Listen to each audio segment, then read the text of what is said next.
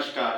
Preparation for history में आप सभी का स्वागत है और मैं Anoop Vajpayee UGC NET qualify और मैं रिसर्च स्कॉलर हूँ। इस समय चित्रकूट विश्वविद्यालय से पीएचडी कर रहा हूँ और मैं आप सभी को इस चैनल के माध्यम से इतिहास विषय का समग्र अध्ययन कराऊंगा। और यहाँ पर आज हम पहली क्लास में ये जानेंगे कि पढ़ना क्या है, इतिहास के अंतर्गत हमें क्या क्या पढ़ना है, ये हम जानेंगे। इतिहास के विषय में आप सभी जानते होंगे, इतिहास एक बहुत ही व्यापक विषय है और परीक्षाओं में इतिहास विषय का परसेंट बहुत अधिक होता है। विभिन्न आने वाली अलग अलग परीक्षाओं में इतिहास विषय के अलग अलग तरीके के प्रश्न पूछे जाते हैं, कभी कला और संस्कृति से, कभी एंशिएंट इंडिया से और कभी मिडवल इंडिया से, कभी मॉडर्न इंडिया से। तो आज हम इतिहास के विषय में, इतिहास विषय के अंतर्गत समग्र अध्ययन शुरू करेंगे और एक एक विषय, एक एक टॉपिक को अलग अलग वीडियोस में कंप्लीट करेंगे, जिसमें हम आज की क्लास में ये जानेंगे इतिहास में सिलेबस कि हमें पढ़ना क्या क्या है।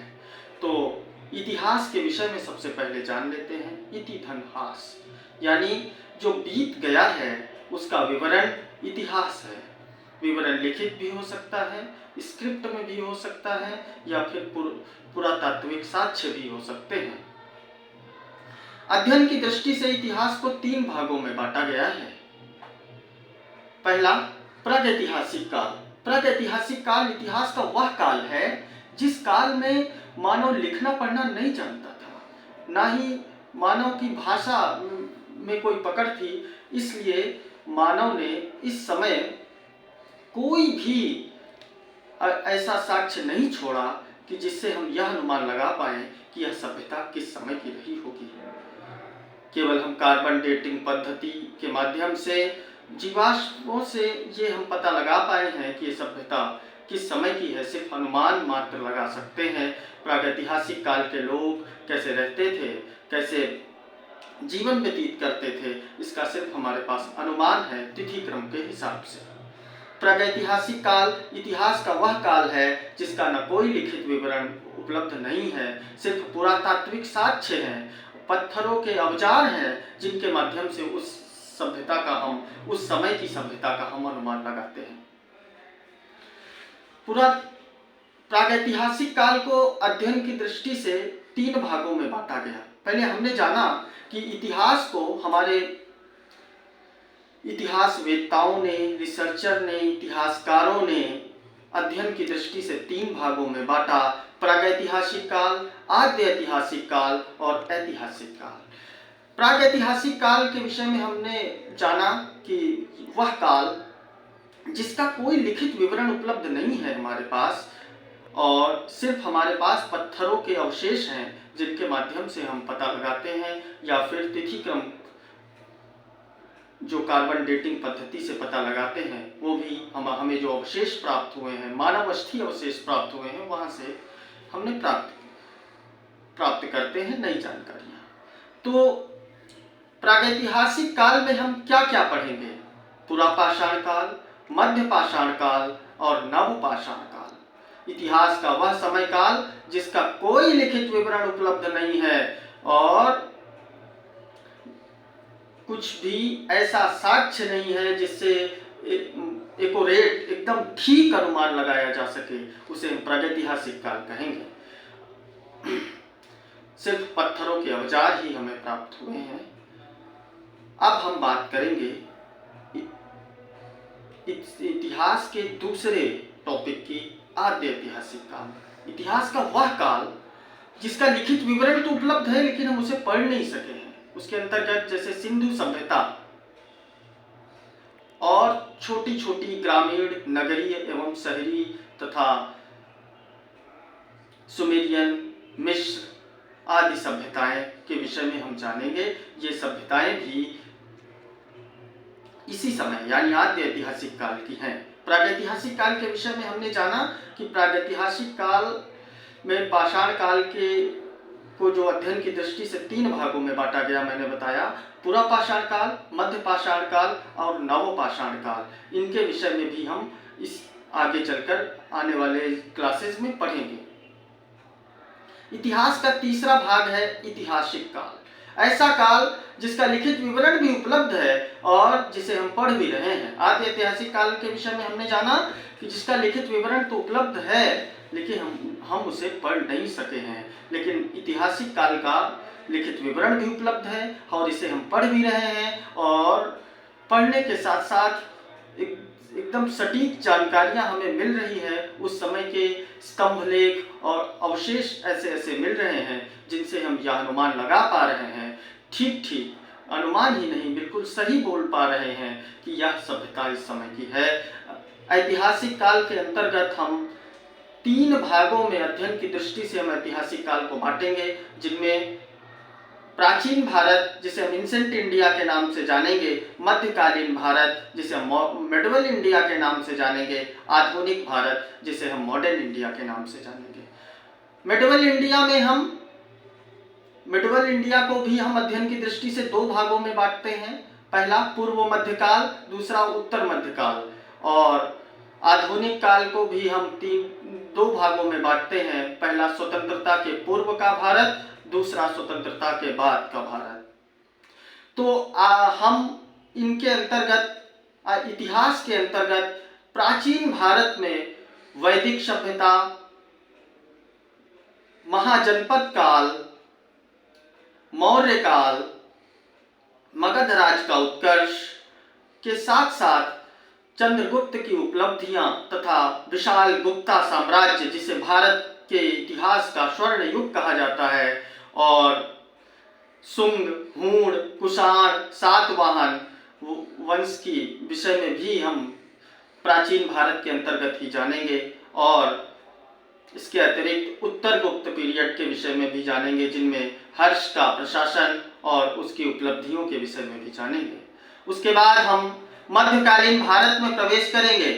मध्यकालीन भारत के अंतर्गत हम इस्लाम का भारत में आगमन, सबसे पहले हम इस्लाम का उदय और फिर इस्लाम का भारत में आगमन, इस्लामी आक्रांताओं का एक एक कर भारत में आना और भारत की संपत्ति को लूट कर ले जाना, ये सब कुछ हम मध्यकालीन भारत के इतिहास के अंतर्गत पूर्व मध्यकाल में जानेंगे, जिनमें मोहम्मद गोरी, मोहम्मद गजनवी जैसे आक्रांताओं के विषय में जानेंगे।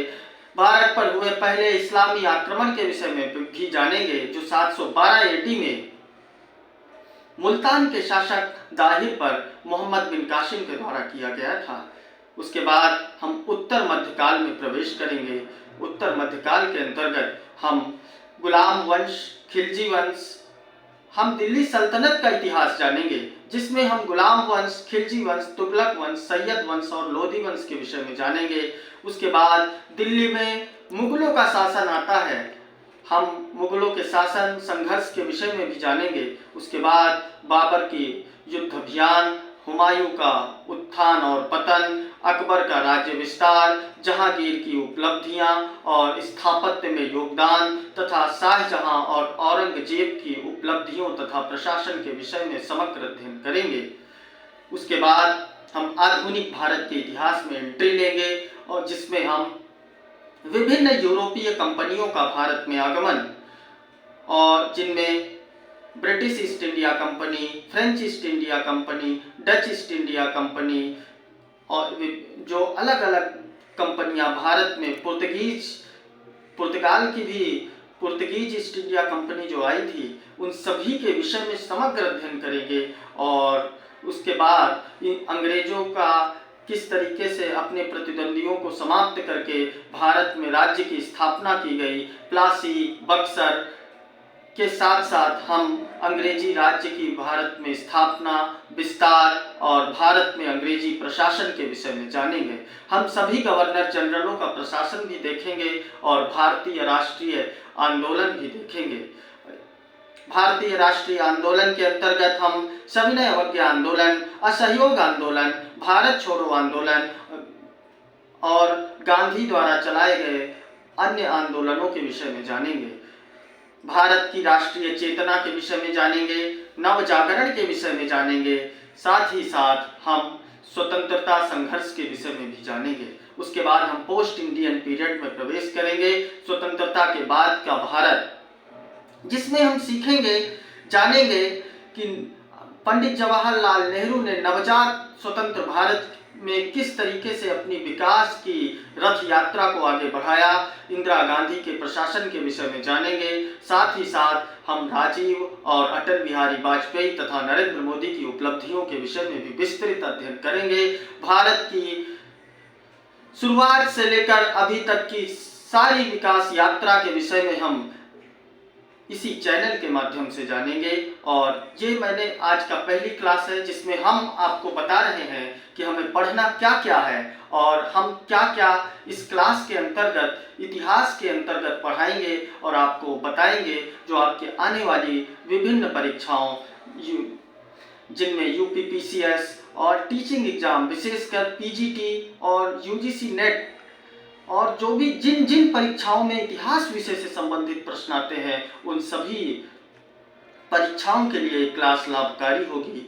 और इतिहास विषय में आप सिर्फ पढ़ेंगे ही नहीं, एक अपनी विस्तृत समझ स्थापित कर सकेंगे। हम इतिहास के कला और संस्कृति को भी जानेंगे और भारत में किस तरीके से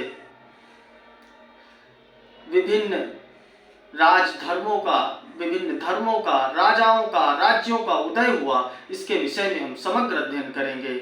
और साथ ही साथ नए नए टॉपिक्स जो इतिहास में इंक्लूड किए जाएंगे, जो नए रिसर्च हुए हैं, हिस्टोरिक नए रिसर्च हुए हैं, उनके विषय में हम विस्तृत अध्ययन करेंगे।